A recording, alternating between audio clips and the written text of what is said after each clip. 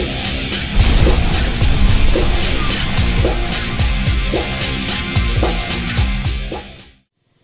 guys, welcome to this video and welcome to this. This is the Boeing 717, which is by TFDi Design, and it's for FSX and P3D. In this case I'm running it in P3D, and what we're going to do is over the next couple of videos we're going to do a review of this aircraft and see how we get on. Now it's only been out a couple of months, but even then there is an awful lot to discuss about this. There are, as ever, there's good areas, there's bad areas, and what we're going to do is we're going to have a good poke and prod around. Now, as I say, when I do a video review, one of the things I like to do in the first video is have a look at the outside, the inside, the modelling, the 3D, the textures, etc. And then the second video we have a look at some of the systems and we take the aircraft airborne. As part of the first video we will include some of the more interesting areas of the aircraft, and we'll discuss something to do with the flight control surfaces, the engines and a few bits and bobs. But as will become evident, there's an awful lot to discuss with this aircraft. Now, for those who aren't familiar with it, the Boeing 717 is the last, if you like, in three major generational changes of one aircraft. So it started out as the Douglas Corporation DC-9, which is a short-haul jet transport aircraft, short to medium, which was operated in quite great numbers, particularly over in the US, but worldwide. That was then developed into the McDonnell Douglas MD-80 series, the Mad Dog series, and for example I think it rotates him to the MD-88, and I think there's also a Mad Dog available for FSX P3D, but I don't have that myself, so I can't obviously comment on that. And then the final iteration is this one you see in front of you, which is when McDonnell Douglas was bought out by Boeing. Boeing then ended up generating the Boeing 717. Now, as I understand it, it was a project with McDonnell Douglas before Boeing bought it out. I think it might have been the MD-95, but don't quote me on that. However, through its lifetime it's gone through a number of changes. We've seen fuselage stretches, fuselage shrinkages again, we've seen different engines, and we've seen a few different things. But one of the things that's fascinating with this aircraft is in relation to things like the systems organisation and the control surfaces, flying controls, engines, and there's quite a lot in terms of it as an airliner. Now, it's full of unique features, some of which have transferred over in terms of the sim, and one of the things I always like is to find an aircraft or a sim element that is quirky or different or unusual or interesting, and this certainly is. You know, when your world has got lots of things like the PMDG 737, 777, the Aerosoft Airbus, etc., etc., we've got a lot of representations of the very common aircraft.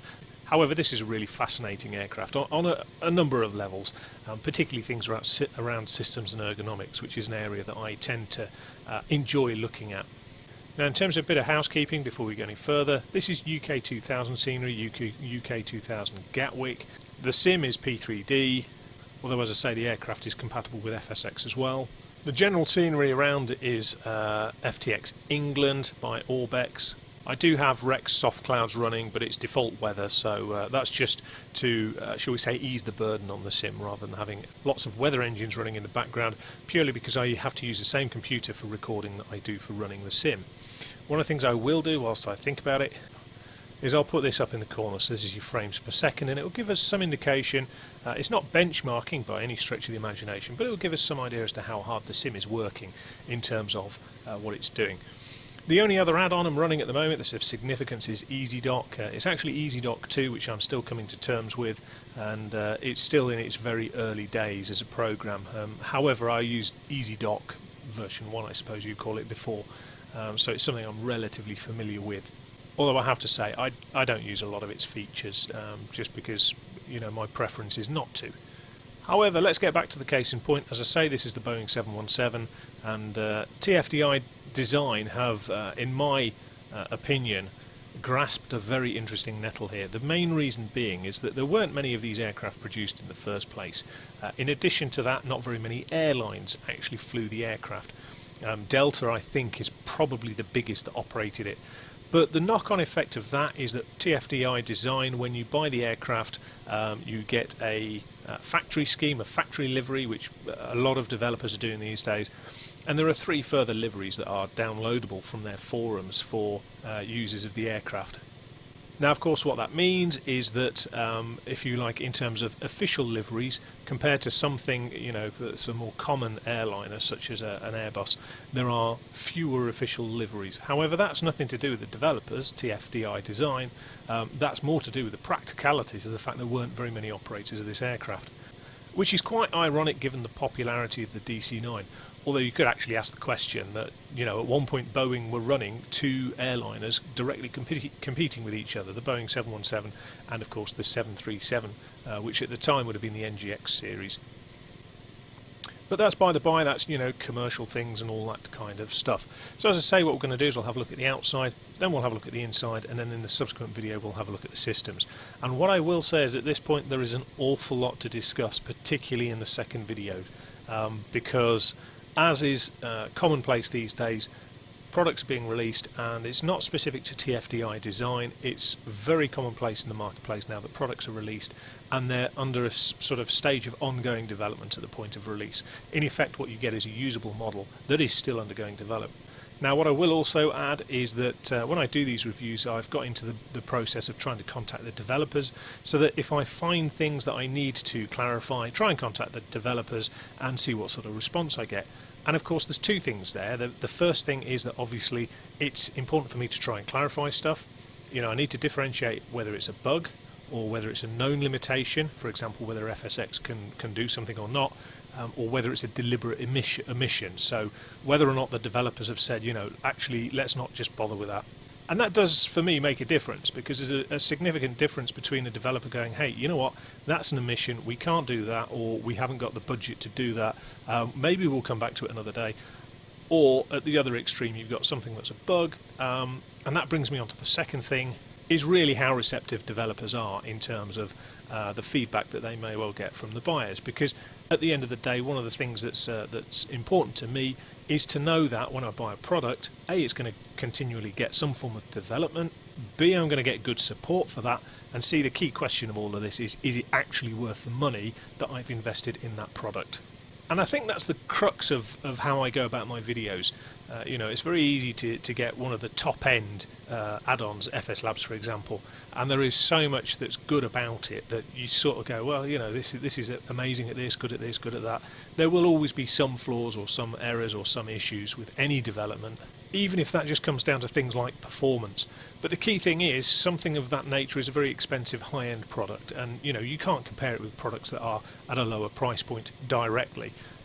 So one of the things I always try and bring in is this sort of realistic element of, well, actually it's not just where it is on that scale of completeness or development cycle, it's also how much do we as a user, as an end user, have to invest in it to get what we need.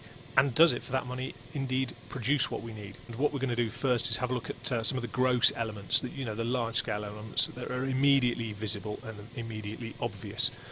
And as we do so, we're going to mention a couple of bits about the actual development of the aircraft. Now, the 717 for me is a fascinating aircraft for a couple of reasons in terms of the exterior and the aerodynamics. The first thing relates to the control surfaces and the actual physical control of the aircraft. So what I'll need to do is I'll just need to pop in and make sure the hydraulics are on. So let me just make sure they're on. We'll discuss this as well as we go, so yeah, they're on. And what we can do is we can just come around here again.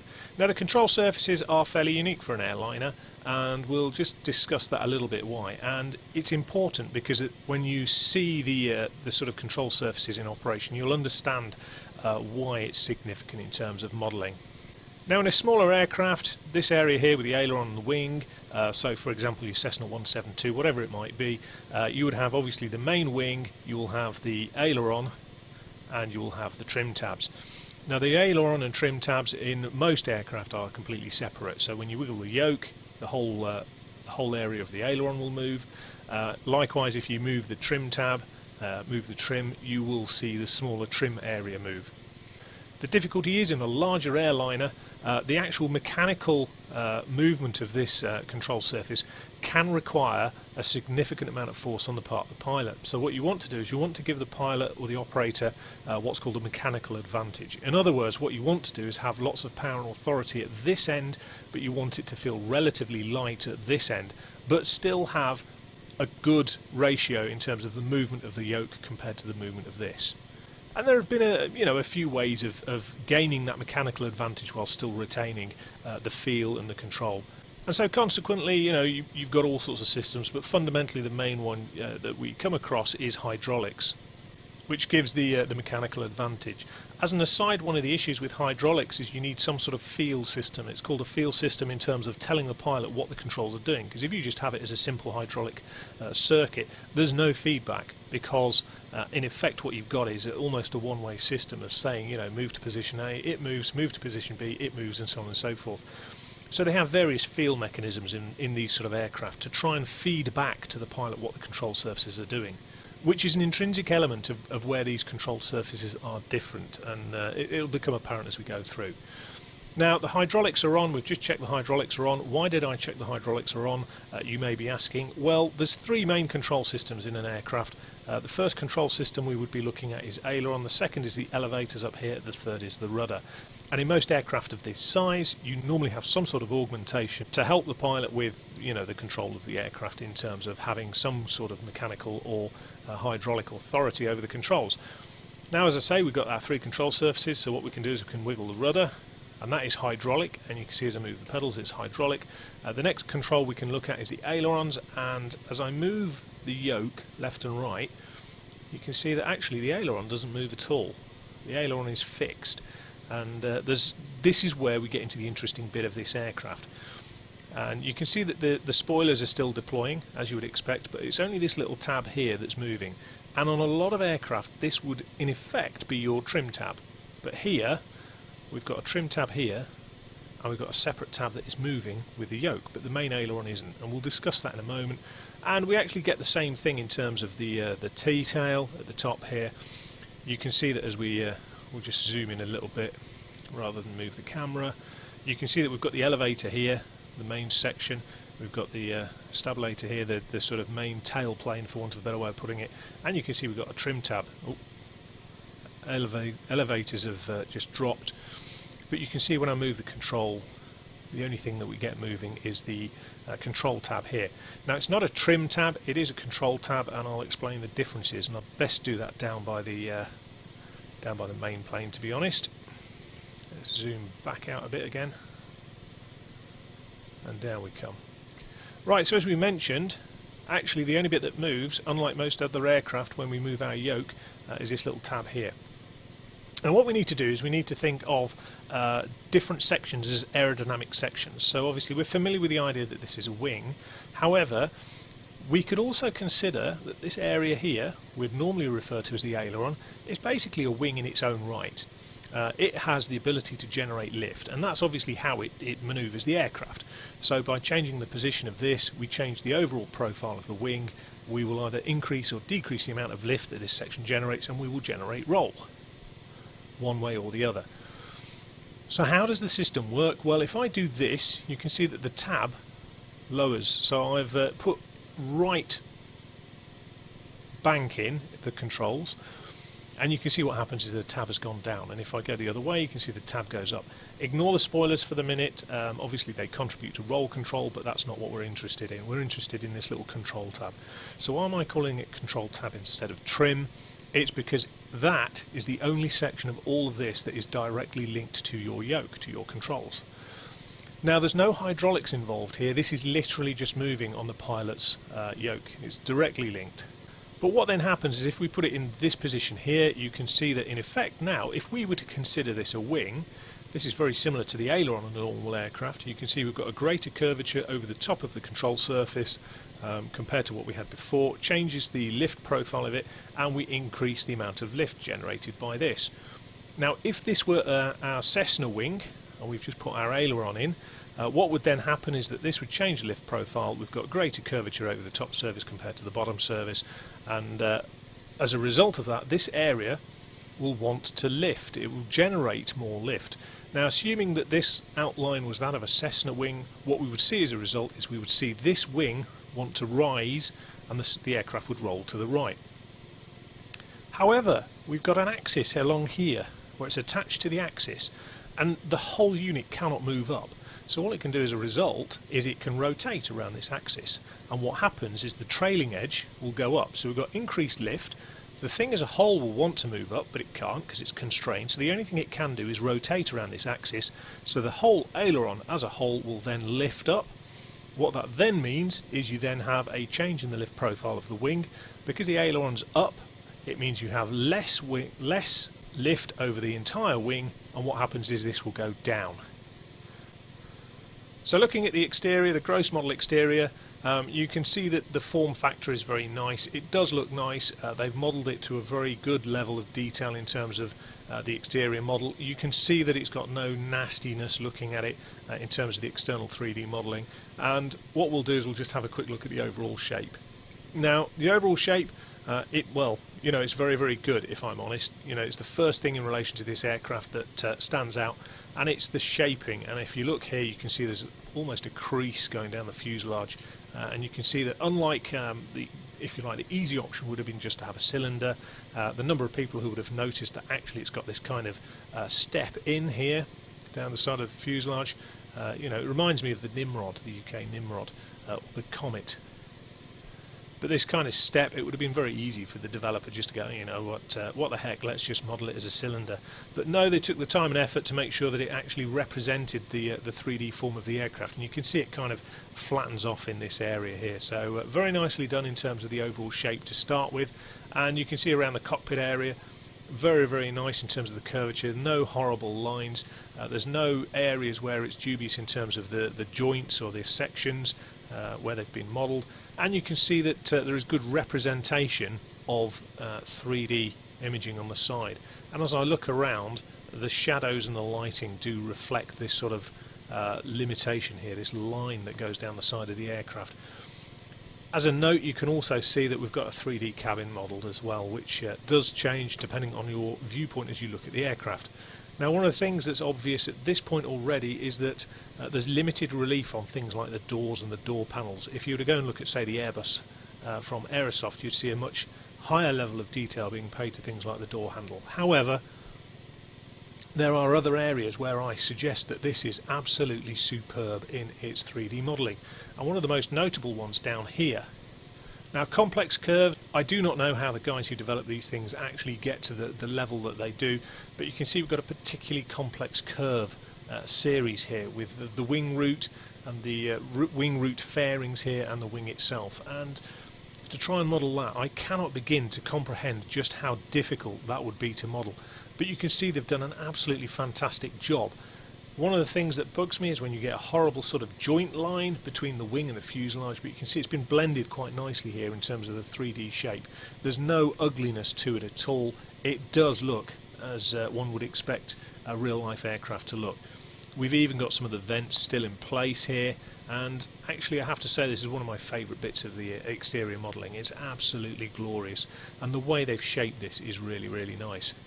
So as I say, the fuselage form, very, very nice indeed. My other favourite bit of 3D modelling on the fuselage comes around here by the tail cone, and you can see that this is a really complex shape, and this kind of flattened off end, but with all the curves here, and you can see the lighting actually as we move around is absolutely gorgeous as it changes as we go either side of this. Really, really nice indeed, and you can see the amount of detail that's been paid to that. Now, just going back to where we were with the wings have an interesting profile, and initially I thought they were what's called supercritical wings. Supercritical wings are a wing form where it's designed to try and maximise the available speed that the aircraft can travel at efficiently, and what it's trying to do is it's trying to manage the airflow around the wing, because as you're flying, the closer you get to supersonic speed for the airframe, your wing, the airflow over the top of the wing, is even closer. Obviously most people do understand that the airflow going over the top of the wing is travelling faster than the airflow under the wing. NASA have dispelled a theory which many people held I should say, that the airflow over the wing goes faster and tries to catch up with the airflow going under the wing, which is slower. Actually, NASA demonstrated that the package of air, if it's split in two, does not meet at the same point at the trailing edge because of the speed differences. They've demonstrated in airflow testing that actually, if you've got a package of air split in two, the bit that goes over the top arrives at the trailing edge at a different time to the bit that goes underneath, which messes with the head a bit, because at some point we've either lost or gained air very, very, very interesting sort of piece of research there. It's something you can read about on the internet, obviously. As I say, it was NASA that did the research, and it debunks that myth that they kind of meet at the trailing edge. There's an awful lot to aeronautical design that is still, you know, work in progress and research in progress. But back to our supercritical wing. The whole thing with the supercritical wing is that actually the curvature on the underside of the wing is greater than the curvature over the top. And actually what happens in terms of generating lift is it's more in relation to the angle of attack against the relative airflow. But fundamentally what it meant was that at high speeds the aircraft was able to attain higher speeds because of the control of the airflow, not going to a supersonic stage as early as it would do with a normal wing shape. But that's by the by, because a little bit of research done by myself found out that although people thought initially it was a supercritical wing, actually it wasn't a supercritical wing, but the same wing form was brought through from the DC-9 through into the Mad Dog MD-80 and now into this. So it's a fascinating shape for the wing, and you'll see that actually it doesn't take much looking at to realise, particularly when it's accentuated by this strake, this fairing under the wing. You can see just how much curvature is on the bottom of the wing. Fascinating piece of aerodynamic modelling. You can see just how thick the wing is as it goes out, and if you compare it to real life photographs, certainly the ones I've seen, that is consistent. That's why people initially thought, well, maybe it's a supercritical wing. I fell into that trap as well. As I say, it's not. So further 3D modelling around the wing. One of the bits that really gets me, and I really love this, I have to be honest, is the fairing sections for the flaps. So the flap controls, the flap linkages are in these fairing sections. You've got the slats at the front as well. One of the things I would note at this point is actually the slat limiting speeds for this aircraft are very, very high, and you need to deploy slats fairly early, as I understand it. However, I haven't flown one of these things, so I can't comment exactly on that. But suffice to say, when you bring the slats out, you can see the modelling is very nice, and let me just get down a bit so that we're not breaking the wing, and you can see the very fine detail in the 3D modelling. There's a couple of elements of the flaps that are quite interesting as well. So what we'll do is we'll bring the flaps down, and this is the first stage of the flaps, and you can see actually very nicely immediately we've got a section that goes into the fairing, and your actuator rod, your control rods are up here for the flaps, and it's a beautiful animation. It's very smooth, and it comes down in a very nice shape. Now, one of the things that's different between this and say a 737 is you'll find that a 737 has split flaps, and what it has is multiple stages of flaps, or not multiple stages. The best way of describing it is that it has multiple sections of the wing that come out to act as flaps. This really only has, although it's got a slot here, this section here is actually fixed to the flap. So if you watch a 737, for example, lowering its flaps, you'll find that the flap sections slide over each other, whereas here this is a fixed section. So yes, it does add another layer to the flaps, and it does have the split here. Actually, unlike a 737, it's just a single unit that comes down here, which is a very elegant and simple design. Just as I do that, actually, I notice you'll see here there's an unfortunate hiccup with the 3D modelling, as the upper section of the flap is just cutting through the wing surface. Bit of a shame, but obviously, as I said, from the outset, if I show it, then it's just one of those things that if we witness it firsthand, then unfortunately that's the way of the world. But at least we can say that yes, we've witnessed it firsthand, and that's how it is. So there we go, the slats are coming up. So overall, apart from that little hiccup, I actually really like the flap mechanisms. Pardon the phone. And you can see that actually it's really nicely designed. As we go round under here, let me just try and fix that. You can see the section here where it's kind of got this area around the control surfaces where you've got this sort of slotted, this rounded area for the movement of the control surfaces. Overall, very nice modelling, 3D modelling. So if we continue, we'll have a look at the undercarriage whilst we're down here. In terms of the undercarriage, very nicely modelled as the large components. We've still got some of the gear door actuating arms, for example, and we've still got a lot of the core elements here. The only observation I have at this point is obviously there are no hydraulic lines visible for the landing gear, for the brakes.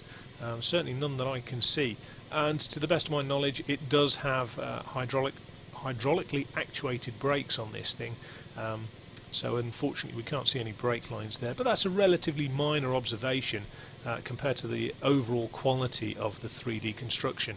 Now, what I would say at this point, I haven't really mentioned textures much. Looks a bit shiny and new to me. I do like aircraft to demonstrate a little bit of wear and tear, and in areas this looks like it's just come out of the factory workshop. However, one point I would make at this stage is I'm running add-on scenery, and quite often you will find with aircraft that add-on scenery does end up with different contact points to those which the developers originally proposed. So you can see we've got a different contact point here, the wheels have sunk slightly in. You can see we've got a different contact point here, around here with the front wheels, obviously with the ground power unit and the ground power unit itself slightly sunken in.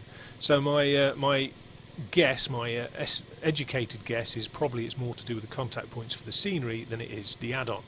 So, going back to our further elements in terms of looking at the 3D form, another of my favourite elements is the engine. Now, these are Rolls-Royce turbofan engines. The original DC9 and also the MD80 series had JT8s, which are a much older generation of engine. Now, before we go any further, what we're going to do is discuss bypass ratios. Bypass ratios is basically a comparison between the airflow in the cold section of the engine and the hot section. What do I mean by that? Well, basically a jet engine is just a cylinder through which we've got a load of gas being forced by varying different blades and stages and spools. Now, the first thing to be aware of is that a spool is the first description in terms of the sections of an engine. So in this case what we have is a twin spool engine, and to describe that, what we have in the middle, we have the core of the engine. Now, the core of the engine has a compressor section at the front, then it has the combustion chambers, then it has a power turbine at the rear, and basically what happens is the gas comes through, it comes through the compressor section, it's compressed, it goes through the combustion chambers, it's set fire to and burnt, and then as it expands quickly it comes out the power turbine end. And the compressor section and the power turbine are joined by a shaft, so they're linked and they cannot turn faster or slower than each other, they turn at a constant speed. However, that turbojet was fairly inefficient and very noisy, so over the years they developed a thing called a turbofan, and basically what that is when you see in your engine gauges and you have your N1, your N2 and in some cases the N3, what it means is it's a twin or triple spool engine. With a triple spool engine, in addition to your core, you have a cold section of the engine, and what that is a big N1 fan, so that's a big fan you see at the front, a power turbine at the rear, again, however they're joined by a shaft that is completely independent of what would be termed as the hot section. So the best way of describing the hot section is it's basically a gas generator. What it does is it generates the gas, which then turns both itself to keep itself going, but also that gas comes out through the rearmost power turbine. It's linked on its own shaft to the fan stage at the front, the N1 stage turns that. Now, the bypass is the fact that we've got these two cylinders, one inside each other, and the bypass ratio is the amount of engine that the amount of air, that goes round the outside of the hot section of the engine. So you've got your core, and you've got a certain amount of gas goes through that. Because it's involved in combustion, it's hot gas, and then around that you've got a jacket or a cylinder of cold air that's been drawn in by the fan and going out the back. Couple of advantages: they tend to be more efficient and they also tend to be quieter. However, the bypass ratio is significant because the JT8s that the MD80 and also the DC9 used had a much smaller bypass ratio, so the amount of air that went down the side of the hot core section was smaller than it is with these engines, these Rolls-Royces. And you can see if you look at pictures, these are much fatter engines, which is a good indicator of the bypass ratio, and consequently these are quieter than the JT8s, which is one of the major considerations, because over the years what's happened is the noise restrictions at airports have become tighter and tighter and tighter. So that's one of the main considerations. The other considerations they include, of course, are the power to weight ratio of the engines, the fuel consumption and the overall running costs in terms of how much it costs for buying parts, spares, maintaining, etc. But fundamentally that is the engine, which is very, very different. Another observation, by the way, whilst we're at it, is the earlier JT8s had what's called buckets, clamshell buckets, for the thrust reversers that were complete rear sections that used to come down, and they would then block off completely the rear portion of the engine, but they would operate from the outside. In here you can see we've still got the same sort of thing for thrust reversers, these buckets here, but they're inside the rear of the turbines, the power turbine section, the exhaust section. whereas a lot of modern aircraft, what you will see is a thrust reverser stage here. Now what's interesting about that again, and this is where things that become fascinating, just like the JT8s, we're reversing the whole flow of the airflow, so we're reversing both the hot and the cold air that's coming out of here, whereas with something like the CFM56s found on a 737 Classic or Next Generation, for example, you will find that the thrust reversers are about here, and all they do is reverse the thrust or reverse the flow of air from the cold section of the engine just after the N1 stage generally. So that's why you see the front of the cowling will move or flaps will open or whatever it is. So that's an interesting observation, because obviously if you put the thrust reversers in place and power up this engine, all of the air is being diverted into thrust reverse, whereas with one of the larger turbofans, yes, the cold air is being directed into thrust reverse, but as you're spooling up the engine, some of your hot air from the core of the engine is still going out backwards, which is a bit weird in that respect. However, you'll see that the 3D modelling around these engines is absolutely glorious. The shaping, the curvature, there's no nasty lines or jagged areas at all. Very, very nice indeed. Now as we come around the tail section, we can also see here one of the key things for me is that the attention to detail with things not just the shaping, but the gaps. Are the gaps believable? And you can see as I move the rudder here, the actual axis around which it's moving here is perfectly believable. We've got the hinge points above and below various sections of the rudder itself. You can see as well as we move it the lighting effect moving along, which is really, really nice. It's got a nice sort of sheen to it, a gloss sheen. But you can see inside, you can see actually the position here as I move the rudder. You can see the whole section moving, which is really, really nice. The animation effects on the aircraft are very, very good indeed. And as I say, if I come up here and look at the control tabs for the elevators, very, very nice. So just moving around, you can see that overall actually the 3D modelling, the shaping, etc. very, very nice. And one of the things I'll do is I'll bring us round here and we'll have a look at a couple of the bits. And it will unfortunately start to highlight one of the bits that I'm not so keen on. As I come around here, it's the first time I've seen this level of attention to detail to a ground power unit socket. Look at that. I mean, that's in its own right, that's a work of art really for an add-on aircraft. That's beautiful.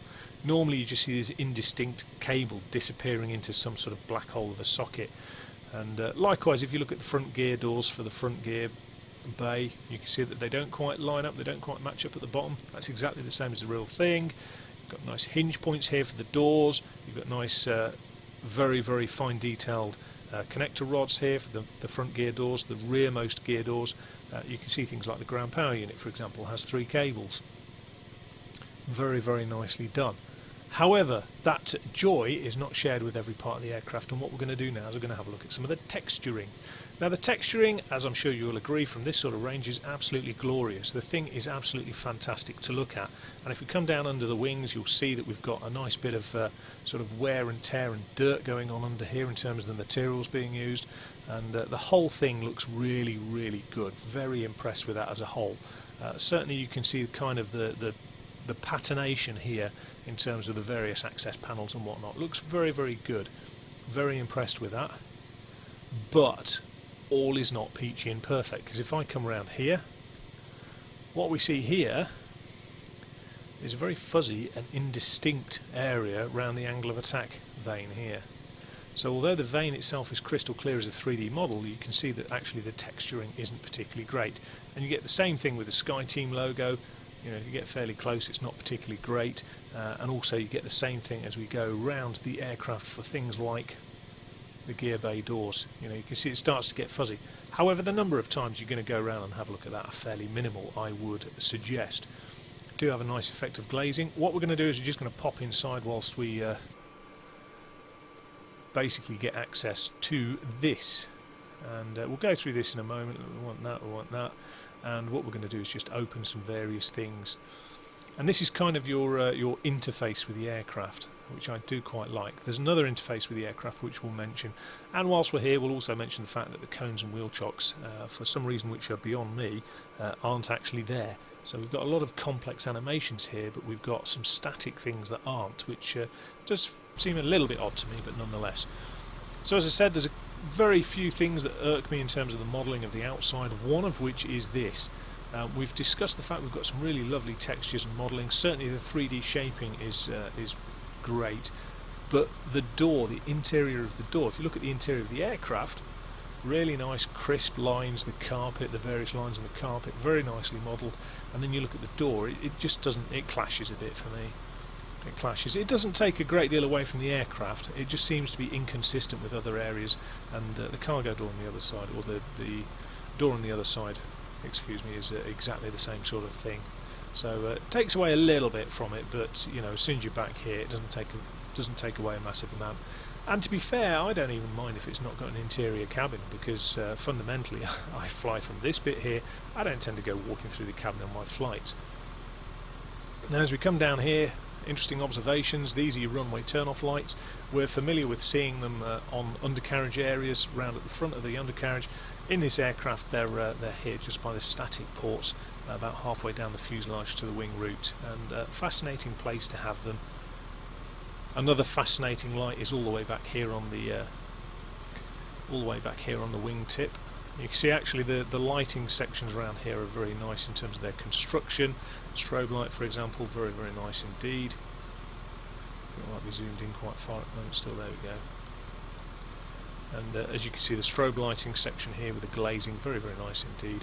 However, this light here, this light is for lighting up your tailplane. It's the logo light for the tailplane, which is a fascinating place for it to be. Really bizarre, really nice though. And it brings me on to the fact, if you look at the curvature and the shaping around here, this is fantastic. You know, this is a really complex thing to try and shape. Now it does highlight, whilst we're here, some of the textures.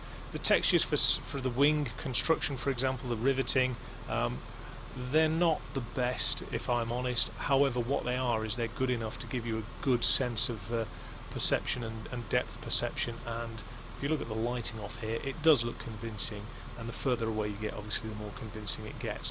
But even close to, you know, I've got no real concerns over that. Now if you go around to where the spoilers are, you can see underneath the spoilers, there's not a massive amount going on here. I know certainly there are other developers or other add-ons where you'll see more activity in terms of texturing, etc., but it's perfectly adequate for our purposes.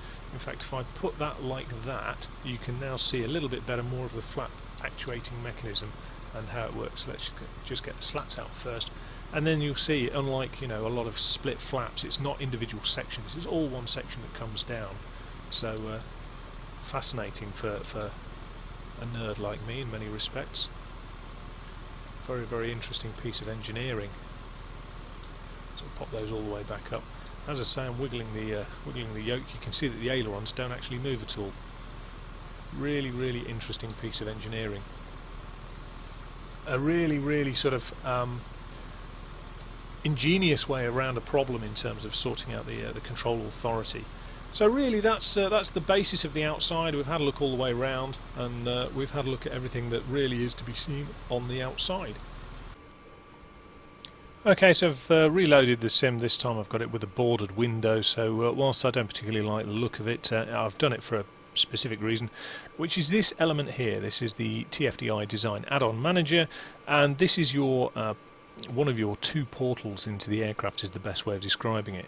So we'll get the other portal up, which Flight Factor did this with some of their aircraft. I really do like the idea of an iPad style or a tablet style control interface between you and the aircrew, between you and the aircraft, particularly given the fact that they're so commonplace in cockpits anyway these days. And what we'll do is we'll just get that up again. In terms of this is the main control panel, if you like, outside of the sim. And unlike a lot of other control panels, one of the really nice things about this is you don't need to reload the aircraft after you've messed around with it, so you can just send payload or fuel to the sim straight away. Really nice. Now this is really nice for me in all bar one little thing, and it's a little bugbear, but I'll mention it at the end. The first thing is that obviously you've got your, if you like, your direct contact between you and the aircraft in terms of what you're doing. So forward cargo, passengers, rear cargo, so you can change your centre of gravity without your CFG, and also your fuel. You can choose your various fuel. You can choose metric or imperial measurements, which is always nice.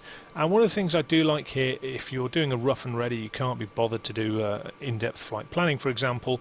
If you're just going to do beacon navigation, you weren't going to bother much with the FMC, you could just go, it's a 450 450 mile route, and it will tell you that you need that sort of fuel level.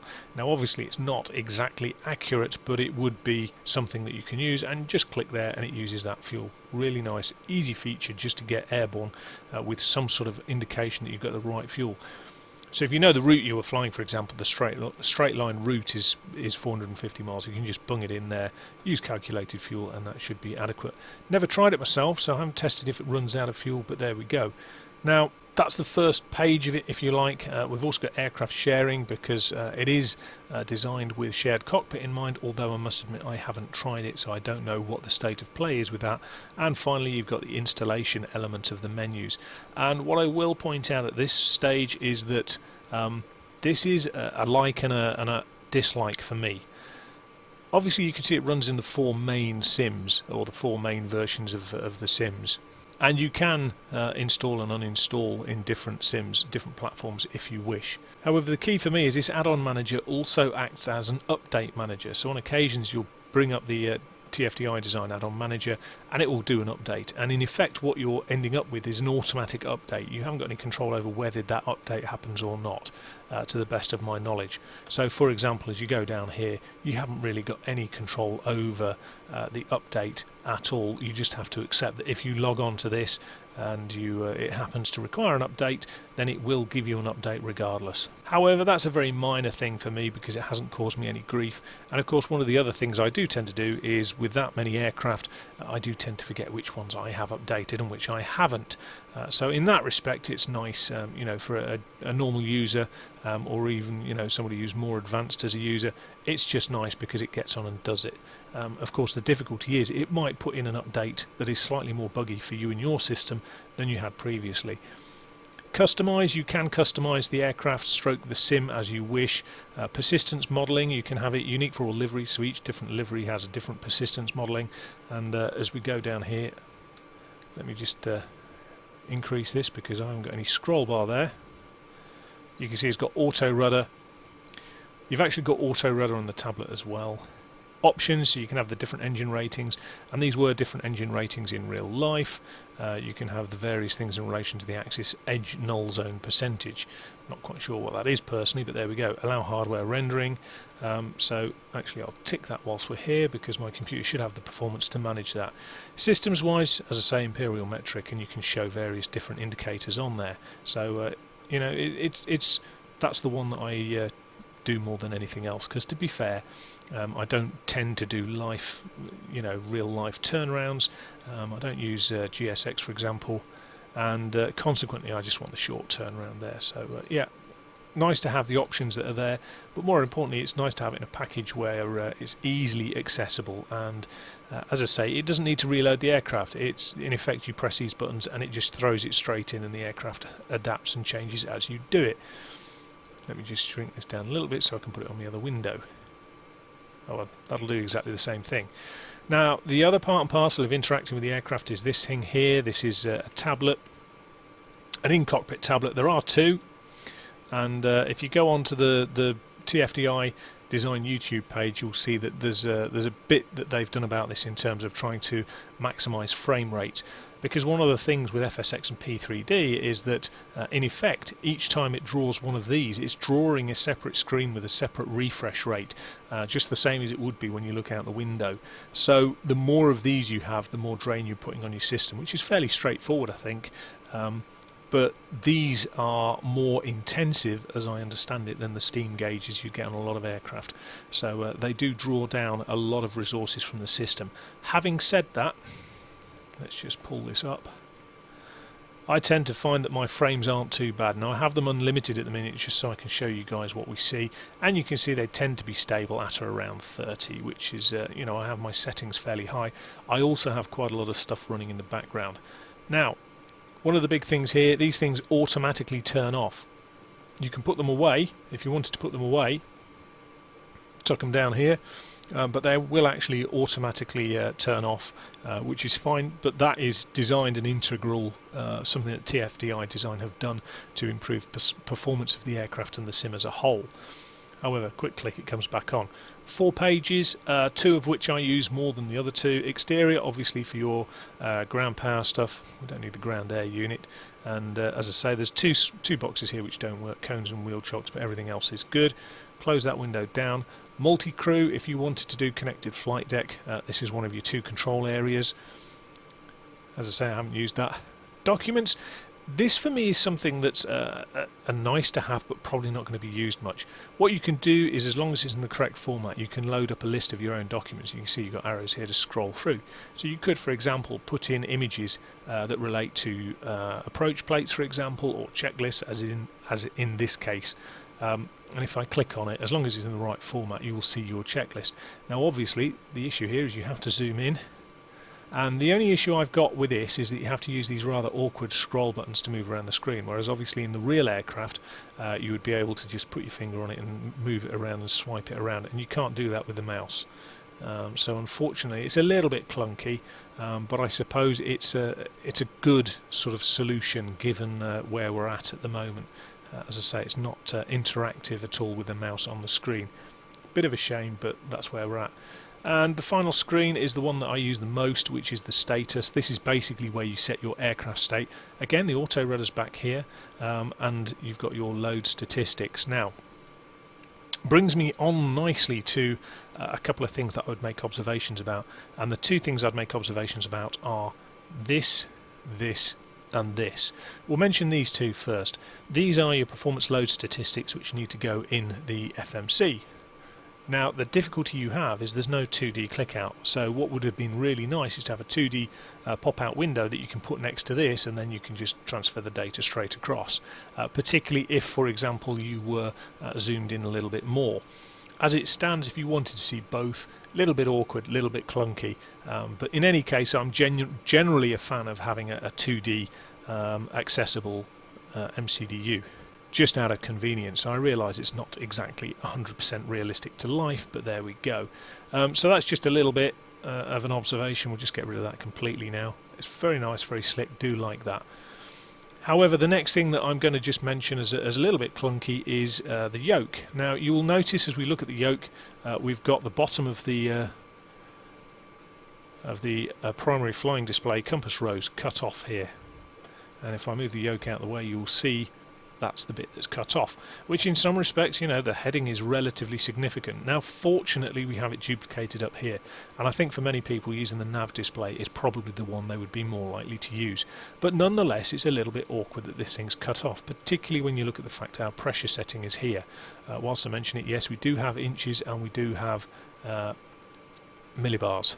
So there we go, or hectopascals.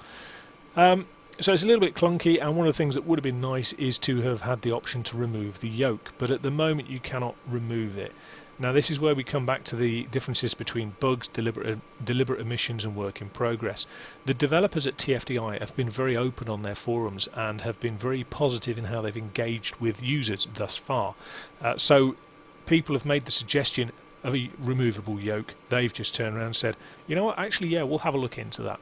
So, as I say, one of the things for me is not just the price point, not just what you get with the aircraft, it's also what the developers are like. And with some developers, we've seen a greater engagement with the community than others. Aha, so the astute amongst you will have noticed that I've just quickly changed the window. I've got rid of the border, put it into a borderless window, and also just got rid of the little menu bar at the top just to give us a better view as we mooch around. Now, looking at the rest of the cockpit, really, there's a lot of things to discuss in here. The first thing I'm going to do is I'm quickly going to bring up a couple of images in relation to the DC-9 cockpit.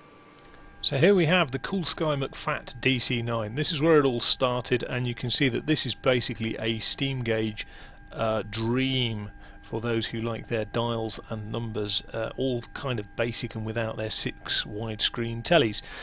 And you can see that basically there are areas where the word nightmare can be used for the ergonomics. I mean, you know, round by the pedestal area is particularly clunky, and in many cases, you know, the sort of the layout in terms of just this mass of black instruments, which aren't really in defined areas, the same as you would have with, say, a more modern 737, for example. The engine switches and the engine controls are far more defined in terms of the areas and the ergonomics. But one of the key areas we're going to look at is here, and here. Now at the moment in this aircraft, it's very old technology, so you've got a Sperry autopilot down here, very, very basic, and this is where it all started. And you can see that up here there's sort of priority. Yes, you've got the priority of emergency lights and various emergency controls, but the other thing that seems to be a priority here, just to put right in the pilot's eye line, are the light switches. And actually, if you were to look at the MD80 series, the light switches are still up here. They're over here and here, and then you've got your Autoflight panel in the middle. So they've recognised the need to bring the Autoflight panel up. And in the MD80 series, you've got electronic flight instruments. However, even that aircraft has the same panel up here, and this is just an ergonomic nightmare. What you've got is black switches on a black panel, which is never going to be a great combination. The systems organisation isn't great in terms of how it's handled for the crew, so this is a real aircraft that's a bit of a workload for the crew, because it's not really the best thing. So for example, you've got your APU panel, but your fuel pump for your APU is down here on the main engine start panel. So you know, these are the kind of things where, yeah, you've got an APU section here, but you've got the fuel pump that's required to start the APU over here, and it's not actually on the fuel section with the rest of the engines. The rest of the engine fuel, for example, is down here, so there's not even any consistency to that. And you know, it's just the ergonomics of this. It's a little bit clunky. You've got your air supply over here in terms of your bleed air as part of your air conditioning. And things like, here's your fire agent switches, these two little switches here for the APU fire agent, very, very small and very discreet, whereas your other fire switches here are obviously nice, large and clear and obvious to the operator. You'll see that some of the switches are very old school, you know, flat sort of paddle switches. We've got a mix of rotary switches, and you've got all sorts of different switch gear here. And we've got our electrical panel here. Now the electrical panel is a cascade style panel, and what you can see is it's got APU, it's got external power, and then it's got the aircraft generators. And pretty much the way it works, APU generator up here, by the way, so it's nowhere near the APU panel, although it is on the electrical panel, so we'll let them have that for the APU generator reset. However, what happens with this is it cascades, so the aircraft will start on battery power. It then has external power as well, and as a result of the external power being applied, if you then apply the APU power, it chops the external power and recognises that the APU is more important. And then if you have the generators running, it will chop the APU power. It's still available, but it won't use it, so it kind of cascades, and therefore if you would lose your generators, it would automatically drop back onto APU, and so on and so forth. However, there are some odd elements within this, and for example, you would have expected it to be on the main electrical panel, but you've got your battery switch down here. Look, really bizarre layout. I mean, I assume the engineers did it for particular reasons. It is next to the emergency power switch here, but yeah, it just seems that the layout is a little bit convoluted at times, and I guess that's one of the things that they wanted to then develop and you know, improve upon. Now actually, when you then go and look at the MD80, the follow-on to this aircraft, there's very little changes in this. Yes, they have changes in terms of the electronic flight instrumentation, but very little changes with regards to this. And this is one of the things why it's an interesting aircraft for me ergonomically, that if you were to look at the MD80, there's very little difference between this and the MD80. And so despite the generation step change in technology that was available with EFIS, actually the engine systems and the aircraft systems don't really change that much. The MD80, despite being a more modern development, still uses the JT8 engines, the noisy, fuel-thirsty engines that the original DC9 uses. It still has this overhead panel pretty much as you see it here. There are variations, but pretty much as you see it here. The battery switch changes, for example, slightly, and a few of the gauges and a few of the bits and bobs do change, so the air conditioning is updated, etc. And some of the lights on the eyebrow, top combing of the panel have changed, for example, but fundamentally there's a lot that you can see carries over consistently from the DC9 into the MD80. However, as we see back in the 717, we've got a complete step change in terms of the technology. So here we've got the entire top combing is dedicated to Autoflight, and as we go up here you can see the panel has completely changed. I didn't mention it, but the hydraulics panels, I mean, obviously it's less hydraulics reliant than other aircraft because the ailerons and elevators don't use hydraulics at all. However, you can see you've got your left system, your right system, and you've got your transfer and auxiliary pumps here.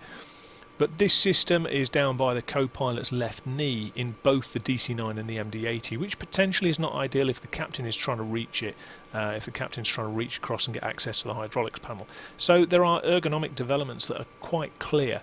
And so this panel's up here now. It's been promoted, however it's still not at the top of the pecking order because it's still quite far away from the pilot's eye line.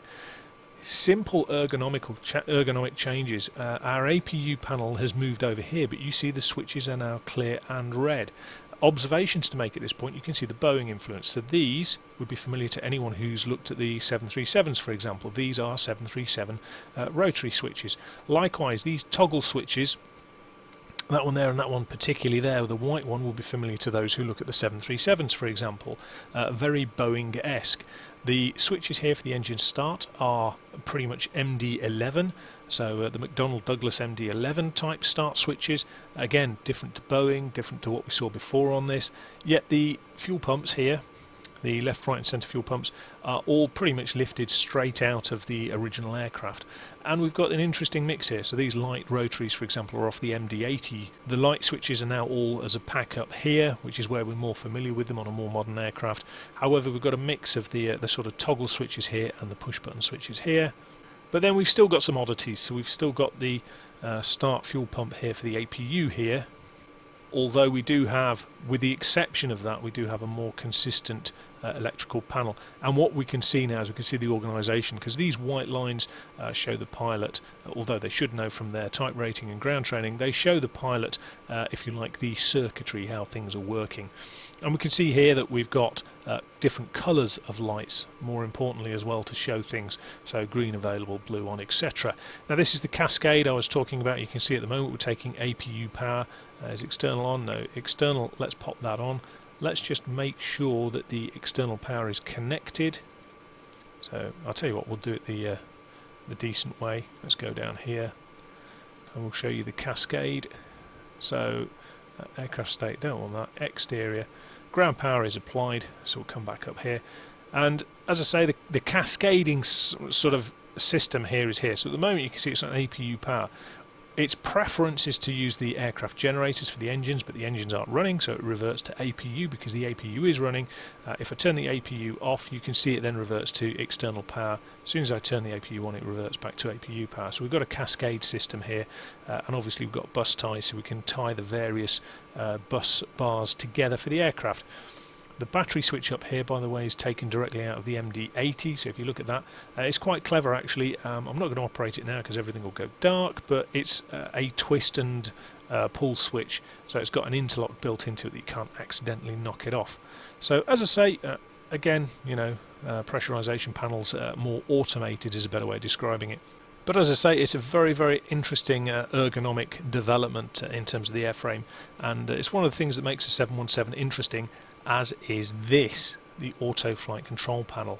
Now the Autoflight control panel, as I say, is very familiar to those who've used the MD-11, and it's very much the same. It has a different logic to Boeing, and a very different logic to Boeing and Airbus, if you like, as a whole, because it's got basically two buttons do all here. The Autoflight, if you click it the first time, it will engage the auto throttle. If you click it a second time, it engages the autopilot. If at any point the aircraft leaves autopilot mode, then pressing it again puts it back into autopilot, etc. The approach land button is an all-in-one button that if you are then going into for your approach and landing, you can press that button and that activates those modes. So really, you know, two big buttons do pretty much everything that you're going to need to do in your Autoflight systems. The only exception here is in terms of speed control. If you're familiar with the Boeings, for example, you'll know that there's all sorts of different things in terms of flight level change, etc. Here we've literally got, you either activate it yourself, so the switches, for example, are push-pull, very similar to an Airbus. However, really basically what you're saying is I want control, or the FMS is having control. Again with this, I want control of the heading, or the FMS is in control. And you know, as we go along here, you've got the same thing here. Profile is VNAV, for want of a better way of putting it. On the ends here, you've got all your various controls for your displays, for example. So you can have a VOR display, approach display, which in this case ILS won't fail because we haven't got an ILS signal tuned. TCAS can go on it. You've got your map, you've got your plan mode if you're so inclined, and so on and so forth. And then you can add the various data elements on, so it's all pretty much good to go with that.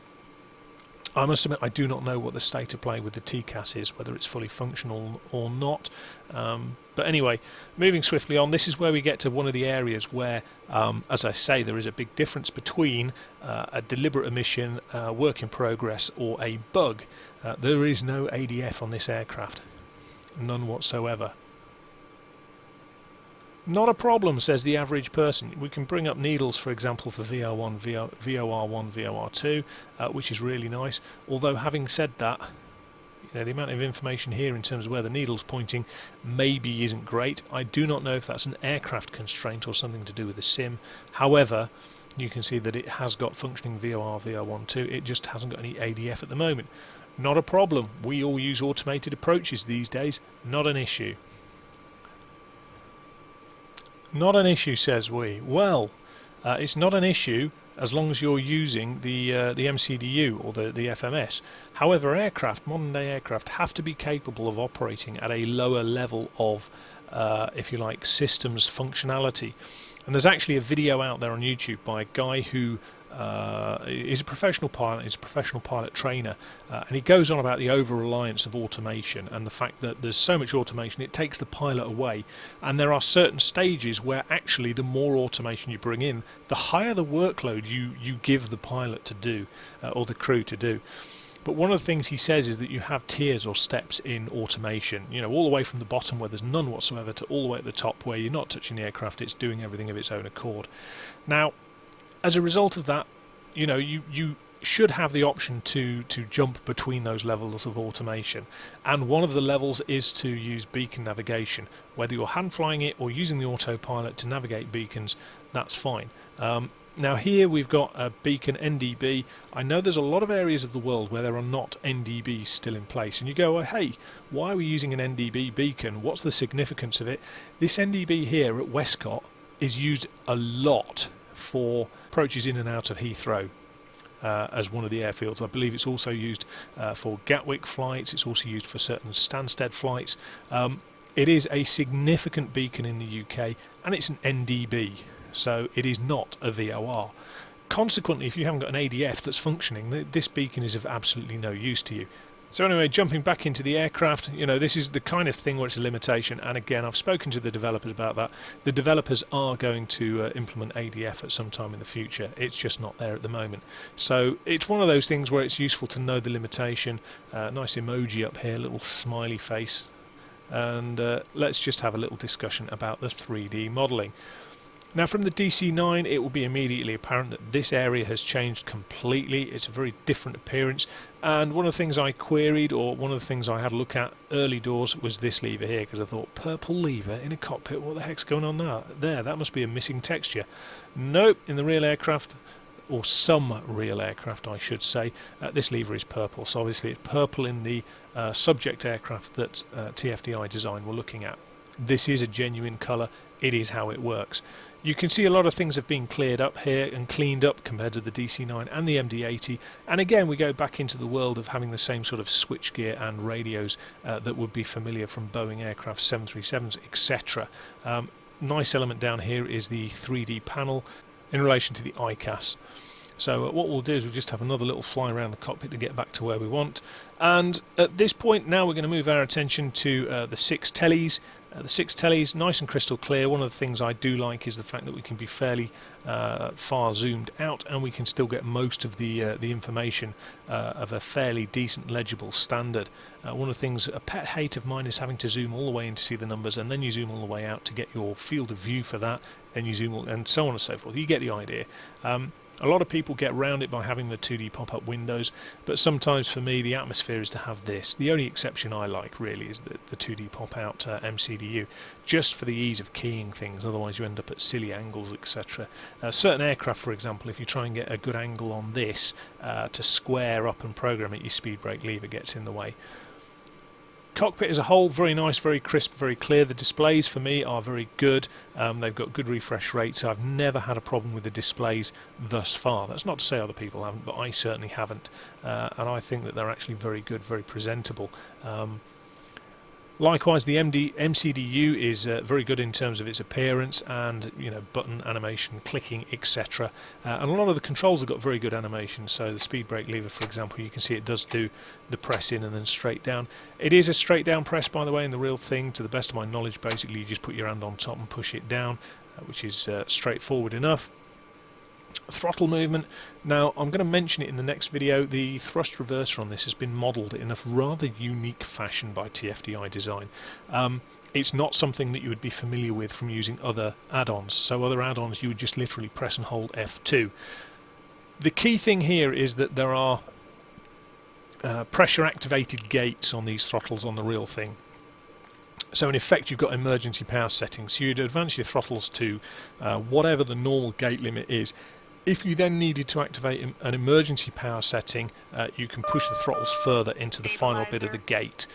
Likewise, if you're doing reverse thrust, the aircraft has the ability, the real aircraft that is, has the ability to go to a maximum reverse thrust, and then it has a further setting where you can pull the levers even further back and engage in emergency reverse thrust. And if you were to do that, you'd see a caption come up here, rev, which is an amber caption, and just closing the thrust reversers doesn't get rid of that, and it indicates that you've gone into the emergency mode of the thrust reverse. You can get rid of it. There's a little button up here to reset it. Not really a significant issue from our perspective. However, in order to model that, they've changed the modelling slightly in relation to the controls. So pressing F2 once puts you into reverse, pressing F2 takes you to the maximum reverse again, and if you press it again you can see the little orange captions have come on to say we're now into our emergency mode, and then what we can do is we can press F1 to get it all the way again. 3 modes, and as I say, come up here, press the button, clears the mode. So it's an interesting way of doing it, but what it means is you've got no variation. So if you press F2, you've got the 2 modes in effect between idle reverse and full reverse, and then obviously you can go into the emergency mode. Your MCDUs are separate, which is always nice, and in fact, given the fact that this thing's supposed to be compatible with a connected flight deck, then that is essential in my opinion. So very, very nice setup there. We're going to go into a little bit more about the tellies and the operation of everything in the next video, but fundamentally it's in a pretty good state of play with the tellies. The MCDU is a separate issue. Now, just to look at one final area is the appearance in terms of the 3D modelling and the aesthetics of the cockpit. And again, very, very nicely done in many respects. So I do like things like 3D circuit breaker panels. I don't like it when you see a 2D bitmap. So we've got a 3D. They're not functioning. So, but there are very few add-on aircraft in P3D, FSX, which do have functioning circuit breakers. But fundamentally, in the basic sim, I think there's only about 50 switches available. And circuit breakers, the sheer depth and quantity of circuit breakers you would need for systems, it's beyond what the sim would normally do. You need specialist development to go into that. And as I say, very few companies have done that. Likewise, there's a lot of elements of the 3D modelling are very, very nice, and there's a couple of elements that aesthetically look very nice. It's just a shame they're not animated. I mean, for me, they don't make a big difference. The window, for example, is not animated. You cannot open and close the window, which for me isn't a biggie, because I've yet to encounter opening a window and have a cooling fresh breeze come through on the sim. It's one of those things that it's nice to have, but for me it's not essential. Likewise, twisty turny lights, I don't think I've ever used one in FSX or P3D. So, it doesn't animate. Other things do animate very nicely. So the parking brake, for example, again, this is heritage of the DC9, this tiller and park brake. If you go back to the DC9, you'll see this again. And as we come around the cockpit, you can see some very nice 3D modelling. Lovely touches, the loose wires coming under the coaming here. The switches are animated, and what we'll do is we'll just come in here a bit, and you'll see that there's a nice level of depth in terms of modelling to the panel. So you can see it's stepped all over the place. Do have good animation of that, and there's nice depth and relief to the whole thing. As we come under here a little bit lower, you can see that we've got all the various layers that one would expect in terms of modelling the physical dimensions of the whole thing. And you can see as you move around the cockpit, very, very nice shaping, 3D modelling. I have to say, throughout this whole add-on, the 3D modelling is superb. A little bit of trivia. I remember watching a video ages ago about the MD80, and these were mentioned. And you think, well, what the heck are those? The MD80 had little mirrors down here. The reason being is that normally we're familiar with this sort of direct indicating compass. Some have it directly here, others have it drop down from the roof, etc. For some unknown reason, certainly on the MD80, I don't know if it's the same on the DC9, what they decided to do was have the compass up here, reversed, and then in effect what you had to do is flip up the little mirror for the captain and the first officer. You looked in the mirror to see your compass, which is a somewhat odd, obscure thing. And there is a video actually from a guy who's an MD80 captain who goes into some of the obscure things about the MD80, but certainly by the appearance it's carried over here. And with that in mind, really, we've had a look at the 3D modelling, the texturing, the panel. You can see the relief here, and the switches are great. Simple things for me. A lot of switches, when you get down to this point down here, they kind of become an indistinct, nondescript mess, where if you look at it at this sort of range and you operate the switch, you can see it just isn't convincing. These for me are very convincing, and they look good in terms of what we're expecting them to do and what they actually do. Again, noises are consistent, and there's different noises depending on which switch you're operating, different lighting colours. You can see there's relief around the lights, etc. So I think from a personal perspective, really, to sum this up, the 3D modelling throughout for me is very, very good. A couple of minor things where I think there's elements that could have been better, but they're few and far between. So the 3D modelling as a whole is very, very good. A couple of areas could do with tidying up, particularly, for example, the yoke. There's a lot of nice features in terms of interactive sort of being in touch with the aircraft. So the tablet, for example, the TFDi Design Add-on Manager I find very, very straightforward to use. Doing weights, loads, etc. All of that kind of stuff, very, very straightforward. There's nothing too challenging with that. One of the things I would at this point have said that I would like to have seen more of is more documentation on this. This Autoflight system is not the same as Boeing or Airbus. It's probably more closely related to Airbus than Boeing, particularly with the fact the MCDU is more closely related to Airbus than Boeing. But fundamentally, it would have been nice to have had a little bit more documentation on that. It does ship with a decent amount of documentation, but we're not talking PMDG levels. We're talking about a level to get you airborne, and then you can go exploring more than anything else. So I guess really the summary is that the 3D modelling inside and out is very, very good, to a very high standard. The animation of things like the control surfaces, they've paid real attention to that in terms of particularly the non-hydraulic systems. In addition to that, the actual 3D modelling in the cockpit, as you can see, is mighty fine. And the texturing, for me, the only thing is a personal preference. I like to see a little bit more of a worn cockpit. But the actual texturing here, you can see that the lines are crisp and clear and rounded. You can see certain complex elements, such as the window mechanism, which has got to be, looking at it, one of the most complex window mechanisms you'll ever see in your life. But things like that are really nicely modelled, and as it stands, in terms of just purely the 3D modelling and the textures, I think I have to say it's very, very nice indeed. So the next stage is to get this thing airborne and have a look at it in the air. Whilst I remember, I'll have a quick mention of this. Quite a unique thing in terms of aircraft. We're all familiar with the idea of these switches up here in a Boeing being autopilot disconnect switches, although there is AFS, Automatic Flight Systems override switches here. They are not the same as an autopilot disconnect button. In theory, with the Boeings, you wouldn't be using these anyway, because you would either use the soft disconnect, which is on the yoke, or you would be able to just press the switch again to disconnect it. By the way this system works, you can't do the same thing as you would do with a Boeing, and it does not have this as a hard disconnect. This is a completely different element of the system. The only way of disconnecting the autopilot and the auto throttle, switches on the yoke for the autopilot, and switches on the throttles for the auto throttle, the auto thrust, however you wish to look at it. So in effect, you're engaging up here and disengaging down here and down here, and it's just interesting elements like that. You wouldn't describe them as anomalies. It's just a very different philosophy between manufacturers for cockpit design.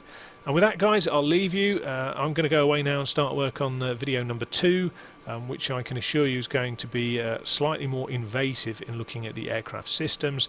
And in the meantime, hope you enjoyed the video, and I shall speak to you soon. Take care.